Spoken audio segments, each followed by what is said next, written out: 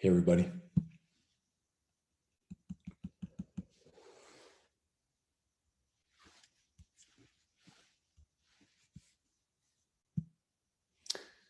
Okay, well, thanks for being here one more time. We're in the midst, we are in the midst of Ezra Pound, the very problematic figure of Ezra Pound, as we introduced last time. And there's nothing about Pound I want to romanticize. I find him just very problematic all the way around. And I think the only reason scholars are still interested in him, the only reason teachers have to teach him, the only reason we don't just toss him off onto the dustbin of yet another anti-Semite, yet another racist, yet another person we shouldn't be paying attention to. Let's give our attention to some other people. He's just so profoundly influential. Influential to Yeats, the most important, arguably the most important poet of the 20th century in English, influential to James Joyce, author of arguably the most important book of the 20th century, and so important to T.S. Eliot, arguably the most important American poet of the 20th century. I mean, he's inevitable, and that's not to mention Marianne Moore, that's not to mention William Carlos Williams, that's not to mention H.D., all hugely important, looming figures in American literature, in the American literature of this period. And it's also just, frankly, you know, if you could set aside your anger, or set aside your tiredness, you know, your exhaustion at dealing with these kinds of figures in American history. He's also he's just an exemplum of a very difficult literary type of, you know, he embodies many of the contradictions in not just many of the contradictions, but these contradictions in their most extreme forms, right, of individuals in our period. And it's just so ironic, you know, you hear modernism evolving in Paris, in Berlin, in London during this period, other cities as well, those primarily, in these, you know, often extremely frequently anti-Semitic and racist terms. Yet at the same time in America, that truly indigenous art form is beginning to flower up from a past of bondage, you know, a past of horrific suffering, a past of being locked away from the very resources such as language, such as music, that would liberate the soul, yet accomplishing it anyway. And that's going on the other side of the Atlantic, you know, in the center of what had been a slave culture. Thinking of New Orleans as one of the most important slave forts in the city, or in the country, with Savannah, with Charleston. Just the ironies abound. You know, you have to cultivate a sense of irony in order to appreciate these. You know, you have to appreciate. You have to cultivate a sense of irony to understand why you know, why James Baldwin loves William Faulkner. You know, I don't mean to imply that Faulkner is subject to the same virulent forms of intolerance and abuse as Pound. I don't think that's true. Okay, well, we went over some of those great phrases of Pound's. All ages are contemporaneous, real time is independent of apparent time, make it new. I just wanted to get one last one. Poetry is an art, not a pastime. I think we might have touched on this last time. It requires a knowledge of the history of poetry, that is form, right? A knowledge of the history of poetry, form, a knowledge of the history of consciousness or content of the poem, right? The form of the poem, the content of the poem, as those have evolved mutually, reciprocally over time, over the centuries. Discipline and craft. In other words, and I mentioned this last time, it's not just a spontaneous overflow of emotion recollected in tranquility. Pardon me. And just to illustrate this, I wanted to read a great poem, one of my favorite poems by Pound. And it's a poem that's addressed to Walt Whitman. Pardon me. Allergies. He says, it's called A Pact. It's a famous poem. Publics love this poem. A pact. I make a pact with you, Walt Whitman. I have detested you long enough. I come to you as a grown child who has had a pig-headed father. I am old enough now to make friends. It was you that broke the new wood. Now is the time for carving. We have one sap and one root. Let there be commerce between us. Okay, so what he's saying in that great poem is Whitman, you've been the adventurous one. You've introduced freedom into the American tongue. You've liberated us from those stilted European precedents. But it's now time for refinement. And Pound is figuring himself here as the poet that will bring craft, discipline, refinement to the growing American tradition. Yeah. Okay. And just a couple more things on Pound and Paris. He met Stein in Paris after the war. He was a regular visitor at the Rue de Fleurus, but Stein did not like him. Gee, I wonder why. But she called him, and this is great, she called him a village, this is a quote, a village explainer. A village explainer. Excellent if you were a village, but if you were not. I think that sums up Pound beautifully. It makes me love Stein more than I already did. And even then, he was known as an anti-Semite, and of course, Gertrude Stein, Leo Stein, these are Jews, extremely well-educated and aesthetically attuned Jewish people. Guy like Pound is not going to get a lot of play from them, and rightly so, I think. He had a studio in the Rue Notre Dame des Champs. Again, I've written all these out for you. I spelled them all out on that sheet I gave out in Canvas Announcements. Sylvia Beach describes this in her book, Shakespeare and Company. And just to orient you generally, you had, again, Picasso up on Montmartre by the Église du Sacré-Cœur, by the Basilica of Sacré-Cœur up over the city, and then come down south through the on the Rue de Martyr, cross the Seine on the Pont des Arts, and walk past the Rue Jacob, which I'll talk about in a second. So the Rue Jacob is only a couple of blocks from the Seine, a couple of blocks south of the Seine, and then continue walking up, say, the Rue de Bonaparte or the Rue de Seine, up to the Garden of Luxembourg. And from the Seine to the Garden of Luxembourg, it's maybe a 15-minute walk or so, very beautiful walk.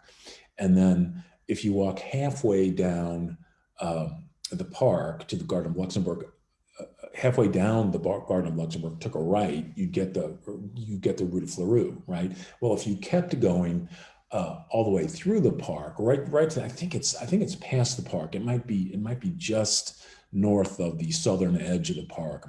Can't remember exactly, but that's where the Rue Notre Dame des Champs would be. So a Pound could walk to Stein's. They're on the same side of Luxembourg Gardens. He could walk to Stein's in probably less than 10 minutes. So he's right there, and it's also very close to the Closerie des Lilas, the Lilac Closet, where Hemingway used to do a lot of writing. The Closerie would be from Pound's apartment, maybe 3 or 4 minute walk, if I'm remembering correctly. It's been a while. So just to orient you, Pound was also friends with the great American composer, modernist composer, surrealist composer, George Antile, I guess you'd say, George Antile. And he's the guy that wrote the Ballet Mécanique, which is sort of a Dada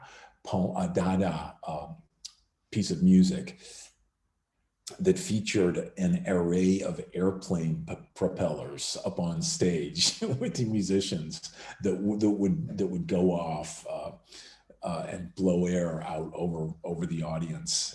Must have been crazy. Um, okay, and then I mentioned earlier, Pound was just an incessant, tireless promoter of young writers. He helped them get published in various little magazines. I mentioned Poetry, Harriet Monroe, The Dial, Schofield Thayer, The Little Review, Margaret Anderson and Jane Heap. Um, and he's sort of I think you could think of him as almost a Parisian talent scout. I mean, he was a guy that was like a baseball scout. He found the best players and reported back to the club in America. These are the people to keep your eyes on. These are the people to publish. These are the people to introduce to the presses. These figures are going to be the future of British and American poetry. And you know what? He was right. He was right. And what he taught them as an artist was a big part of that, of why he was right. I don't mean to say they never would have been what they were without Pound. I don't think that's true, but he contributed immeasurably to all of their careers, and they recognized this, even when he was in his lowest moments. Um, they were a big reason why he received the Bollingen Prize, as I mentioned, in 1949, right? And was eventually let out of St. Elizabeth's in 1958, rather than A, being hung, and B, being imprisoned lifelong in an insane asylum, right? He was clearly mad. And I think this does explain that last, just absurd, ridiculous fascist salute as he gets off the boat. Somebody's taking a picture of it, or is it just really bad judgment? Is it tongue in cheek, and it's kind of an tongue in cheek, in your face to the American authorities that imprisoned him? It's just a bad judgment. I don't know. I won't defend him, but he was significant. Okay. He also attended, I mentioned the Rue Jacob, which is between Boulevard Saint Germain and the Seine, um, uh, in the Saint Germain quarter. And that's where Natalie Clifford Barney, an American heiress, very interested in art, lesbian, had her salon. And he could go to Natalie Clifford Barney's. This is sort of a different set. I mean, this was not a Gertrude Stein set, although Natalie Clifford Barney and Gertrude Stein did know each other. They didn't attend each other's salons, kind of a different set of writers. And Stein's was more American expatriates plus Picasso. Natalie Clifford Barney's was more French writers. You could meet Paul Valéry there, and André Gide, and Remy de Gourmand, and any number of others. I listed them on that sheet that I sent out to y'all. Um, uh, and Pound arranged for a performance of Antile's music there. So again, working for musicians as well as literary, as well as novelists and poets. Okay. Well, the main reason we're looking at Stein and we're looking at Pound in terms of literary influences is this hugely important, um, I guess you'd call it a literary movement, a movement in poetics, a movement among modernist poets.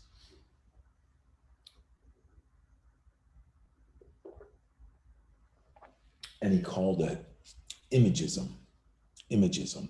Now, just to set this up a little bit, think of traditional poetry in English, right? You can think of other people. I think of the traditional American poets that were referred to as the fireside poets, So this is mid to late 19th century, maybe very, very early 20th century, but mid to late 19th century American poets, Longfellow, Whittier, James Russell Lowell, Oliver Wendell Holmes Sr., William Cullen Bryant. Those were the fireside poets. And if you study with one of our great Americans, Jim Ryan, Dr. Ryan, you have a likelihood of running up against some of these folks. Just if you look at that poetry, or you could even think of Robert Frost. Now, I don't want to give anybody the idea that I don't like. I think Robert Frost is brilliant, and I love the formal nature of Frost's poetry.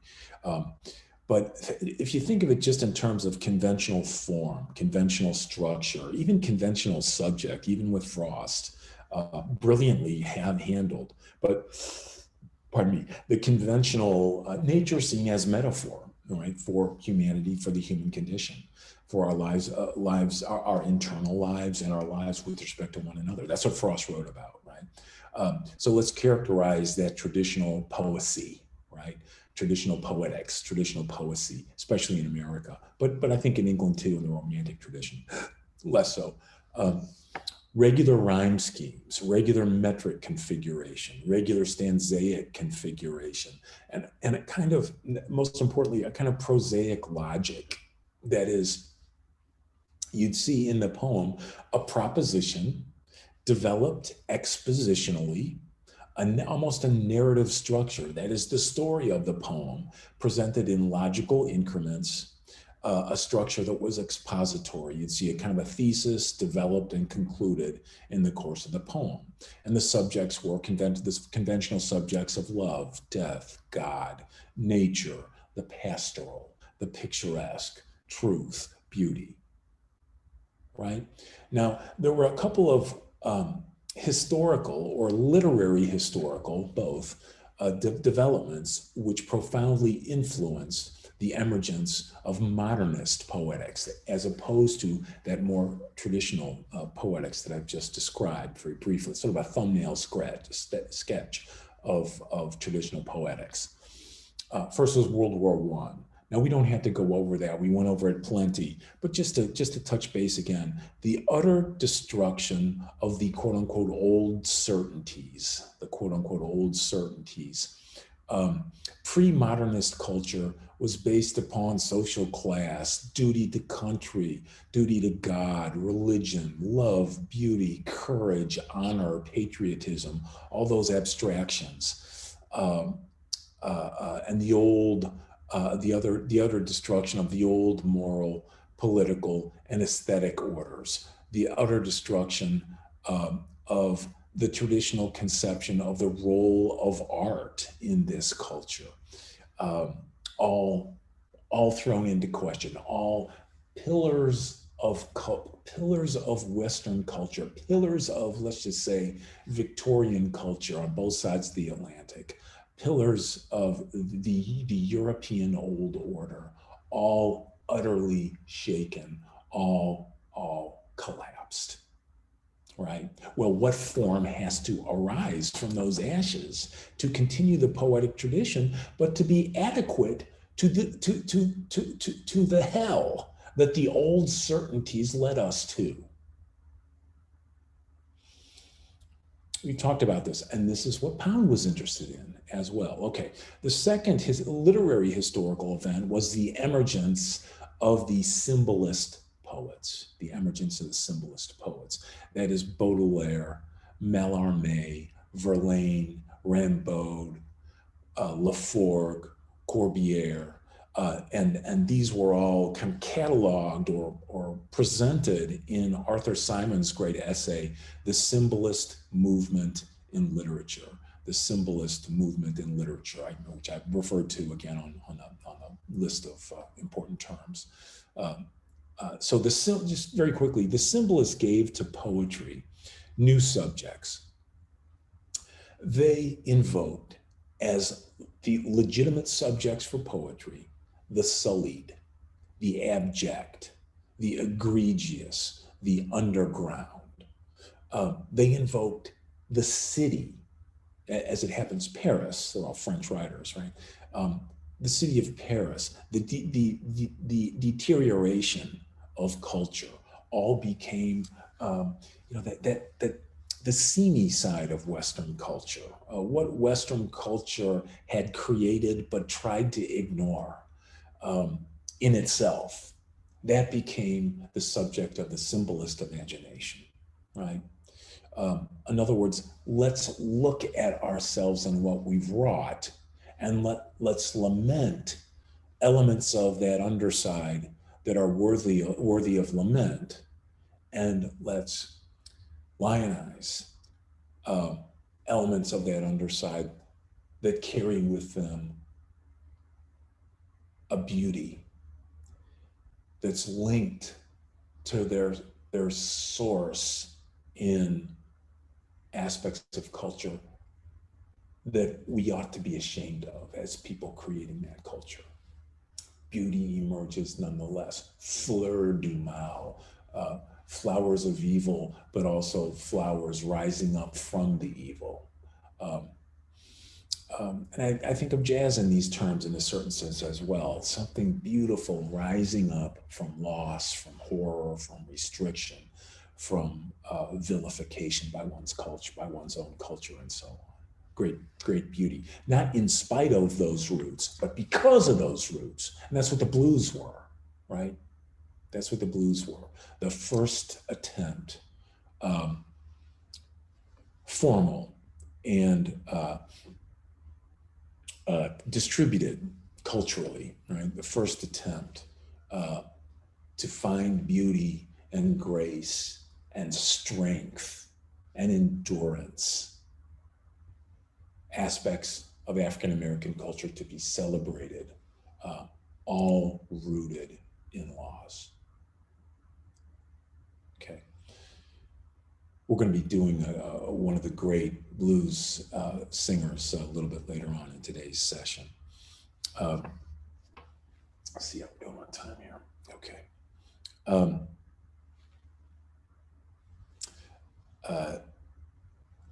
So the symbolists, new subjects and a new language. Oscar Wilde loved the symbolists, and he called their language, and this is a quote from Oscar Wilde, vivid and obscure at once, full of argot and archaisms. Argot means slang, French slang. Let me read that again. Vivid and obscure at once, full of argot and archaisms. In other words, argot and archaisms. In other words, the symbolist language was slangy, but also sophisticated, intellectually sophisticated at the same time, aesthetically sophisticated as well. In other words, slang was presented as another element of self-expressivity that was not just legit, but crucial, right? So the hope with the symbolists was to find how through, this is a good description. So if you want to understand the symbolists, I was proud of this. The hope was to find how through symbols, psychological symbols, perceptual symbols, the hope is to find how through symbols the mind may suggest, evoke, or even touch a reality beneath or beyond the bourgeois routines and ordinary concerns of life. To place us in contact with something more essentially real than the superficial concerns of bourgeois life, money, manners, status, power. This is what the symbolists were after. So there was a kind of a counter bourgeois element in the symbolist imagination, a cultural critique, if you will, of late 19th century European capitalism and the world underneath of itself that it had created as it elevated the elites of that universe, right? Okay, now let me just transition then on the other hand to the formal characteristics of modernist poetry. Lack of a dominant rhyme scheme, rather internal rhymes, slant rhymes, etc. That is, there was a sophisticated awareness of poetic convention. Pound and Eliot both understood those forms and were brilliant at deploying them. They could do it, just like Picasso could draw, right? Um, they had an awareness, but the awareness served the purpose not of exemplifying those conventions, but of disrupting them to effect new meanings. So he had Pound early in his career, pre 1913, after he goes to Europe in 1908. Those first 5 years, all honing the craft of poetry. And you see beautiful examples of very complex metrical forms, conventional metrical forms. But then in 1913, he begins to break away with a few don'ts by an imagist, which I asked you to read, and with imagism generally. Okay? Lack of dominant rhyme scheme, irregular metrical arrangements, irregular stanzaic divisions, and not a syllogistic step-by-step logic, but and these I'm painting with a very broad brush here. Not every modernist poem follows these principles. We're going to see some, for example, beautiful examples of syllogism in the poems of Wallace Stevens later on. This is just a broad brush general understanding of formal differences. The logic wasn't so much syllogistic as, and I've used the word before, presentational. That is, you find images, concrete images, finely detailed images juxtaposed. Finely detailed, concrete images in juxtaposition with the effect that they create emotional and intellectual response. So images in juxtaposition, concrete images that rather than be explained discursively, right, they generate emotions and ideas. But you're not being told what to feel. You're not being told what to think. It's the placement of the selection of the images and the presentation of the image in language and the juxtaposition or even superposition or even montage, the cinematic term. We'll talk more about cinema in the image. That creates this flash of emotion and intellect. And it's the joy of having a feeling and a thought emerge in you that you're not being told to think or feel by a poet who's holding your hand down every step of that syllogism line by line by line. As beautiful, read a sonnet by Shakespeare, that's a beautiful trip, in those 14 lines, right? It's a beautiful trip, beautifully organized. So not denigrating that, but it was a different poetry, a different poetics for a different time. You see that? Okay. There in modernist poetry, there's a reliance on the image and juxtaposition of images. I've just mentioned this. A reliance on the image and juxtaposition of images, quotations, juxtaposition of images and quotations and allusions, unexplained, rather than expositional syllogistic development to carry the import of the poem. There's also what you'll witness in modernist poetry. The best way of putting it is the sort of the formal trope of disjunction. In other words, language and images that jar rather than flow. Disjunction in modernist poetics supersedes continuity. In other words, you're confronted with images, quotations, allusions that are not syllogistically linked in an elegant discursive explanation. You see? They play against each other and catalyze a feeling and an idea.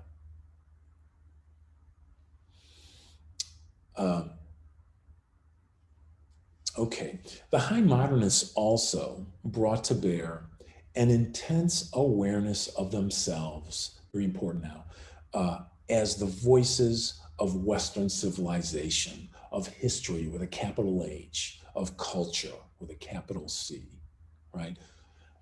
Think of the fireside poets, and even Frost. You think of the late 19th century, early 20th century American poets like E.A. Robinson or Robinson Jeffers or Carl Sandburg. Um, they very much had a sense of their own voice as an American voice. They're the inheritors of Whitman. I love those poets, the ones I mentioned. I love them beyond all measure, right? Beyond all logic. But they're, uh, I'm just going to say this somewhat disparagingly, although I love them. They're somewhat locked in their Americanness, right? Whereas Pound and his circle in 1908, but then expanding his circle in 1922, 23, 24, including Hemingway, including Stein, et cetera. They saw themselves as global, and it was World War I and the direct experience of many of them, and the much more direct experience of people who were there in England or Europe during the war, that separated them from that somewhat, to my mind, somewhat oppressive Americanness of American poetry up to this point in the development of an American tradition, right? Very interesting. So you can think of, these were poets, these were writers, these were painters, these were musicians, these were artists that were globalized, but darkly globalized by World War I. They spoke to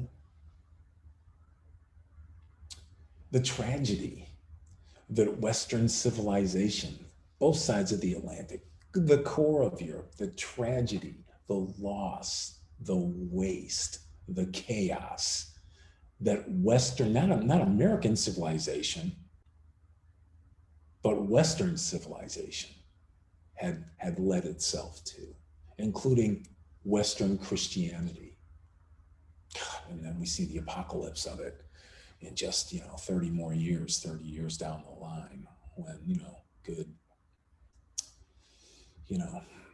Germany was largely Catholic and Lutheran.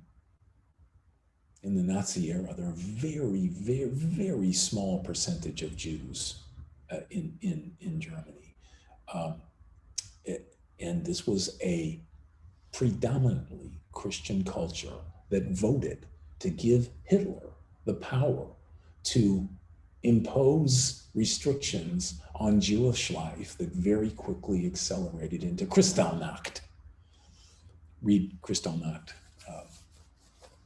I'll read about Kristallnacht when you have a chance. But that happens later in Europe. But World War I made people realize the vast, pardon me, hypocrisies of Western culture, all in evidence in where Western culture led us. The trenches. Take a quick drink here.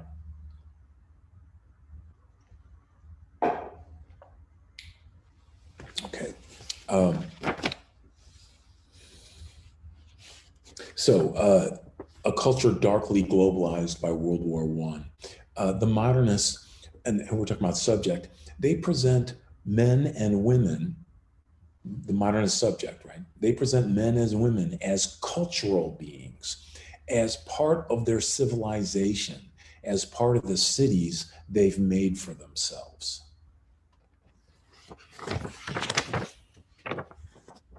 Okay.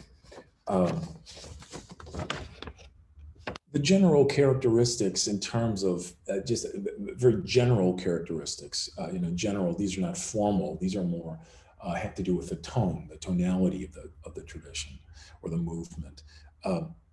General characteristics: wit, irony, complexity, literary sophistication, ingeniousness,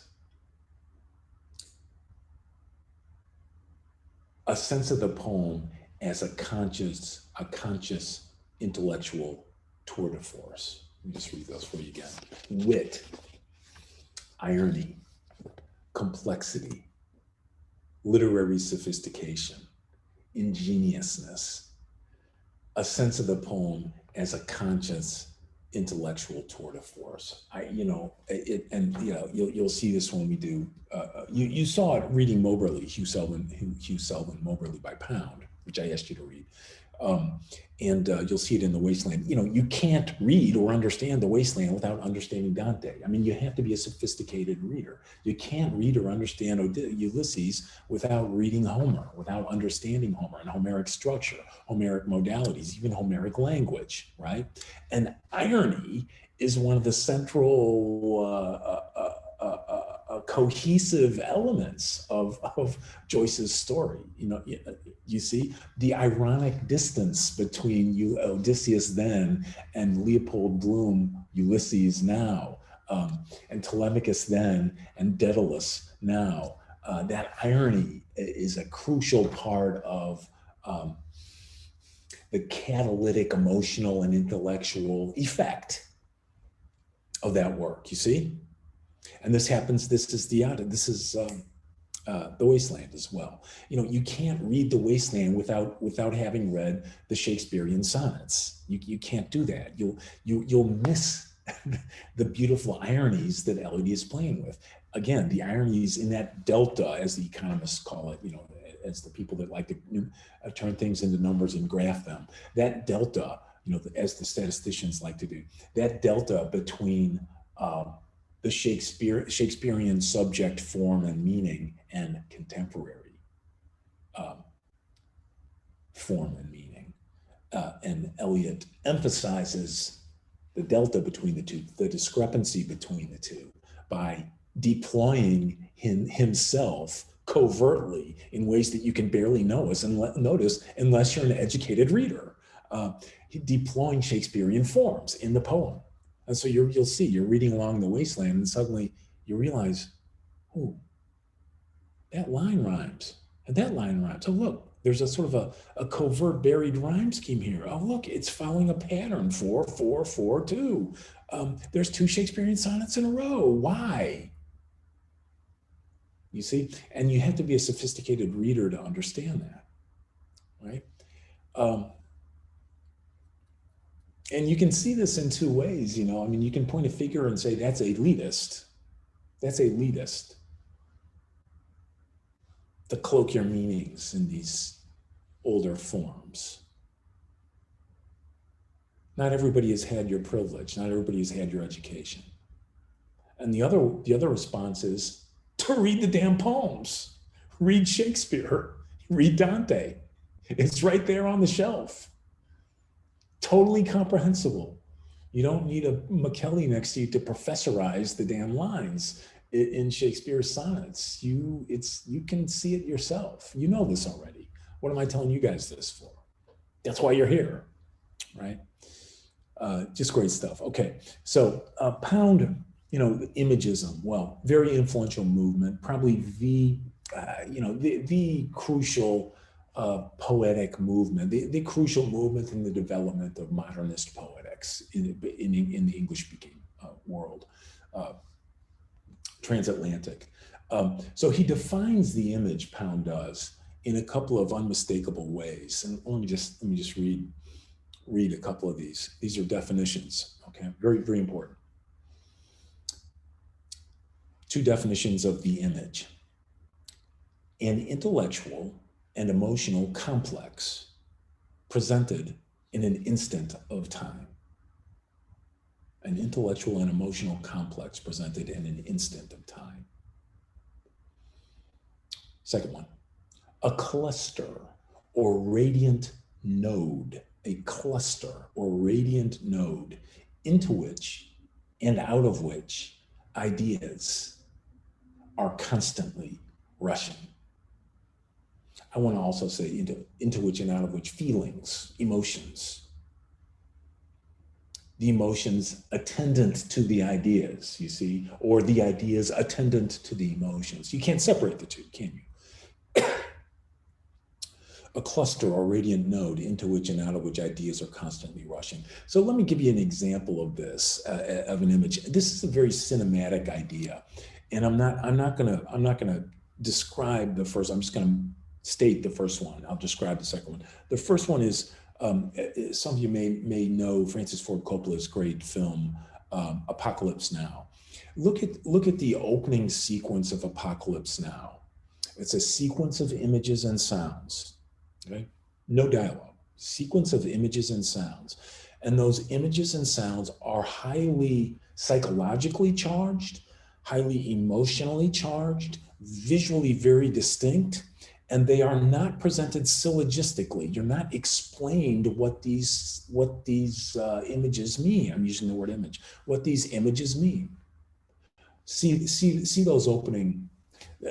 Apocalypse Now is not a date movie, okay? It's a very rough movie.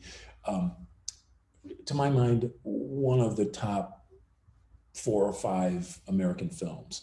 But Coppola really he learned this from Orson Welles, incidentally. But Coppola really, a modernist filmmaker, Orson Welles. Coppola understood images in juxtaposition, right? Without explanation, without a discursive through line, linking the different facets, right? Images in juxtaposition, and then images in superposition, and then images in montage. Montage, one image mounted upon another image. In other words, double exposure and triple exposure, and even quadruple exposure. You'll see this in the Apocalypse Now sequence. It's amazing.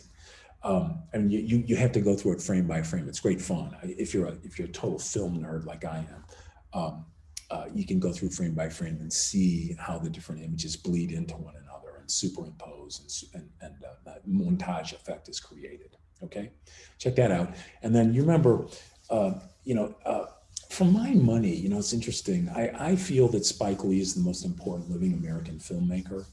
I published on him when I was a younger professor. I just think he's extraordinary. What a level of accomplishment in so many different films that have become increasingly. I published a piece. Actually, I won the Essay of the Year by African American Review way back. What was it? It was like 96 maybe, something like that, 95, 96, somewhere in there. And it was a piece on Spike Lee, on Do the Right Thing. Think of Do the Right Thing. It's still as relevant, even more relevant now than it was 25 years ago, 30 years ago, 25 years ago. Don't want to get carried away. Okay, here's an image from that film, Unexplained. So there's a guy who's sort of developmentally disabled named Smiley, and he carries around this picture, and it's this famous picture of Malcolm X and Martin Luther King shaking hands. And so I'm not even going to explain, I don't want to professorize the image, but a very emotionally and intellectually powerful image. And at one point, there's this, I don't want to spoil the film for you if you haven't seen it, but a building is burning, and Smiley goes into the building and puts thumbtacks the image to a wall, and you see the flames start to rise up around the image and then engulf the image. I get chills thinking about it. That's what Pound means. An intellectual and emotional complex presented in an instant of time. A cluster or radiant node, it implies plurality, multiplicity. You see what I'm saying? Very cinematic. A cluster or radiant node into which and out of which ideas are constantly rushing, and emotions, that's my addendum, are constantly rushing, right? Meanings are very powerful in that image, but it would ruin it if you had somebody, Spike Lee had somebody professorizing the image for you, or a voiceover telling you what the image meant. You see, that's modernism. It's a modernist technique. And Spike Lee, nobody knows more about American cinema history of American cinema, history of European cinema than Spike Lee.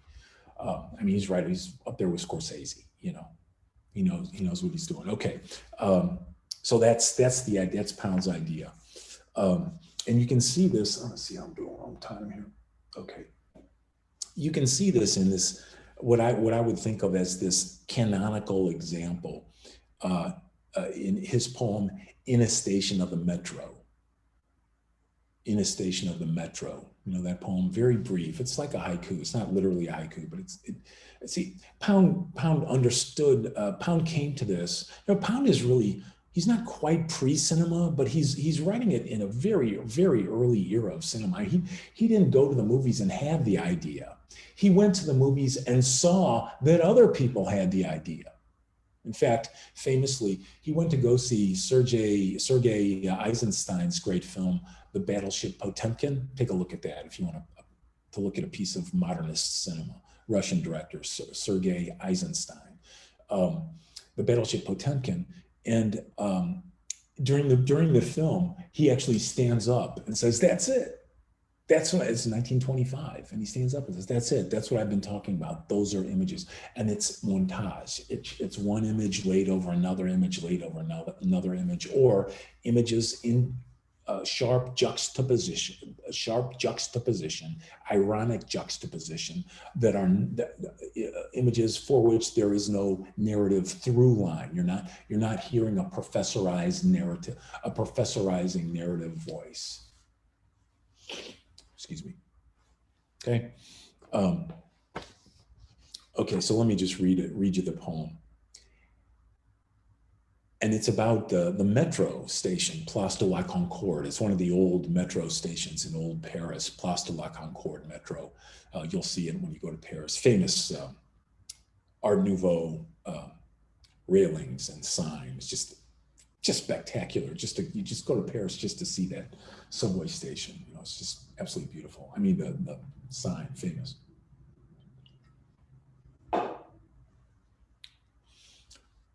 So this is the poem, In a Station of the Metro. Apparition of these faces in the crowd. Petals on a wet black bough. Okay, unexplained. I don't even think you could put a figure, put a finger on a kind of rationally explicated meaning, right? But it evokes, a connection is made. I don't want to even talk more about it. A connection is made, and it's an emotional connection, and it's an intellectual connection, and it's going to be different for each one of us that reads the poem, just like with the Japanese haiku, right?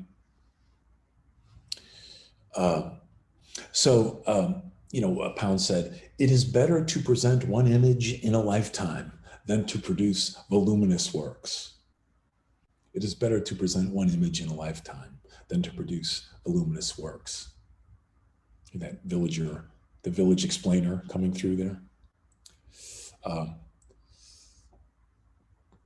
Excellent if you're a village, but if not. So another way of understanding the image, so you're getting the plurality, sort of the multiplicity. It contains more than one element, you see. Another way of understanding it, the image functions like the chemical, this is me, right? The image functions like the chemical transition of H and O to H2O.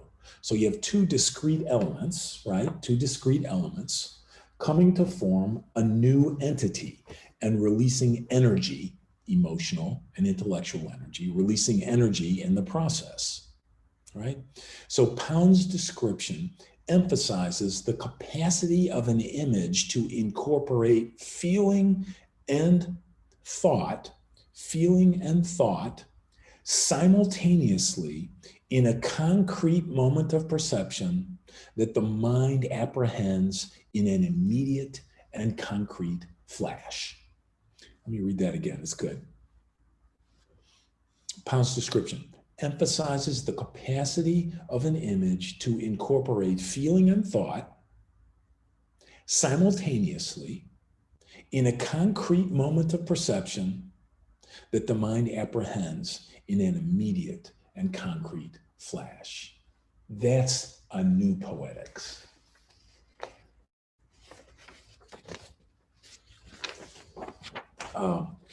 Okay, so let's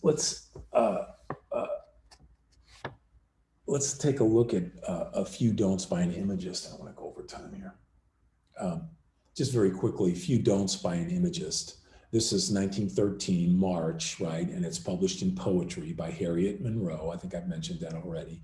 And I've asked you to read this, signed by F.S. Flint. And it's kind of an imagist declaration of principles, right?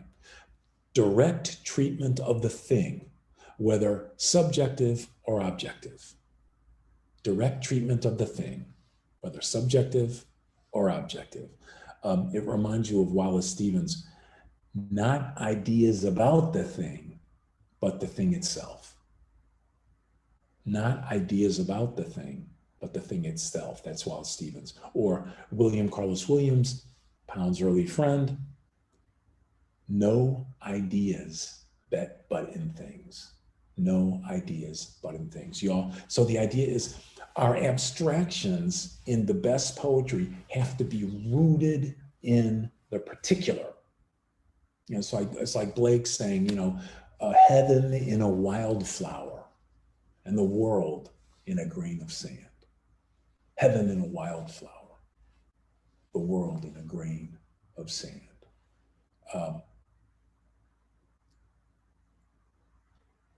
The abstractions live in the particulars.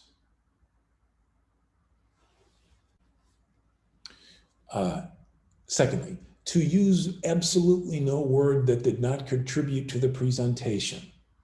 In other words, he's calling for economy of language. He's calling for poets to pare down overwrought Victorian prose like you'd find in Jane Austen, George Eliot, Thackeray, Dickens, writers I love, okay? But it's a different time. It's the idea.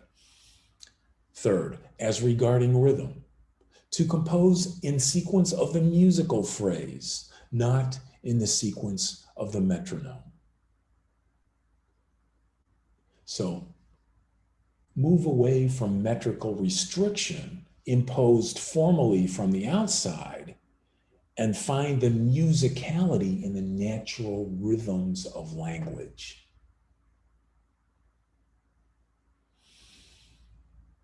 So let me just, some of the literary values at the center of a few don'ts by an imagist. Immediacy, directness, concentration, economy, concreteness, particularity, definiteness, and exactness. And of course, you know, a lot of this comes from Flaubert. It's le mot juste, right?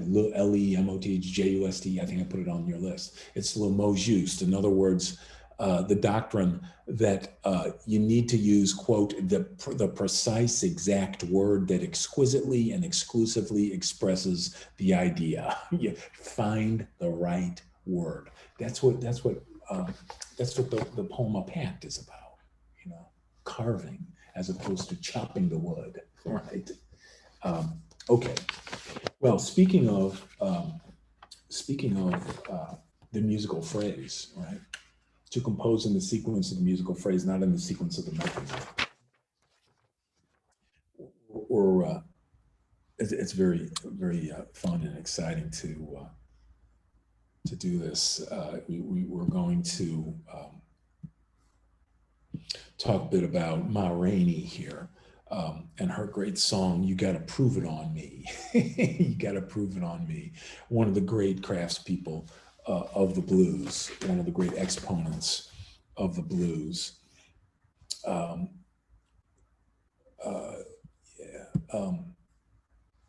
Just very quickly on Ma Rainey. This is straight from Wikipedia. Okay, this is not me. This is Wikipedia. I thought it was very good. Ma Rainey created what is now known as classic blues, while also portraying Black life like never before. As a musical innovator, she built on the minstrelsy and vaudeville performative traditions with comedic timing and a hybrid of American blues traditions she encountered in her vast tours across the country. She helped to pioneer a genre that appealed to North and South, rural and urban audiences. Her signature low and gravelly voice, sung with Rainey's gusto and authoritative style, inspired imitators from Louis Armstrong, Janis Joplin, and Bonnie Raitt, among many others. Joplin, 60s figure, Bonnie Raitt, 90s and aughts figure, still living. In her lyrics, Rainey portrayed the Black female experience like few others of the time, reflecting a wide range of emotions and experiences. In her 1999 book, Blues Legacies and Black Feminism, Angela Davis, the crucial, one of the crucial figures of Black feminism in the 60s, very familiar figure to me as just a kid growing up when Angela Davis, probably 15 years older than I am, but you'd see her on TV.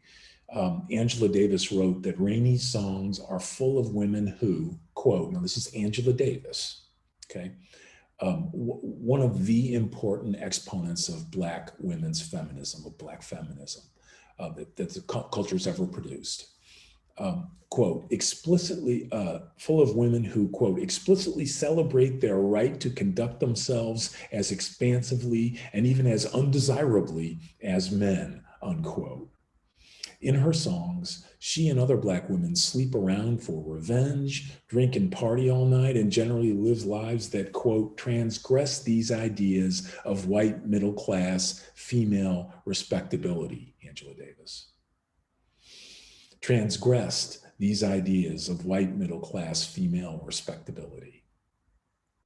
The portrayals of Black female sexuality, including those bucking heteronormative standards, fought ideas of what a woman should be, and inspired Alice Walker in developing her characters for The Color Purple.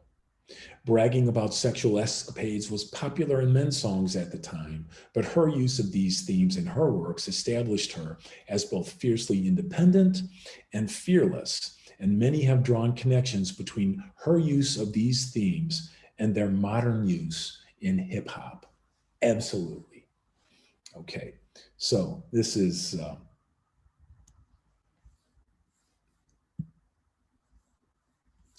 Prove It On Me.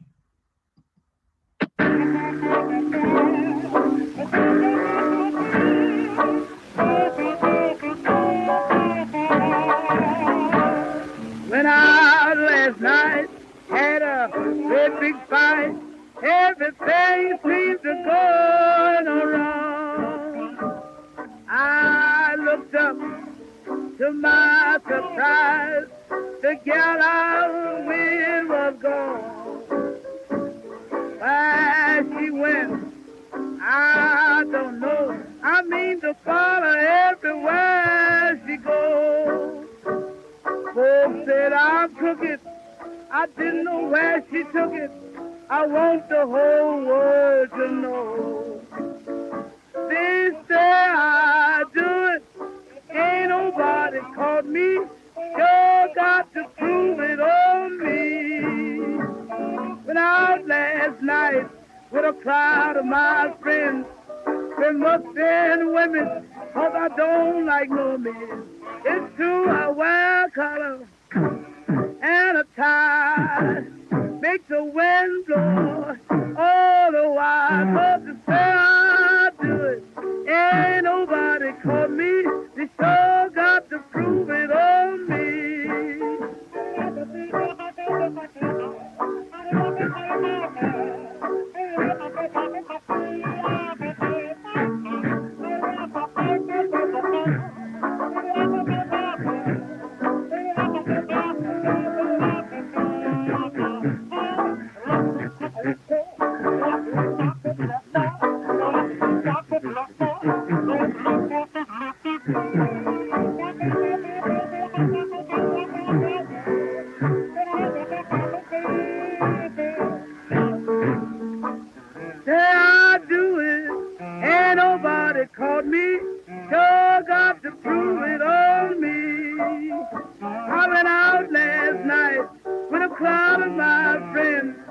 It must stand women, 'cause I don't like no men.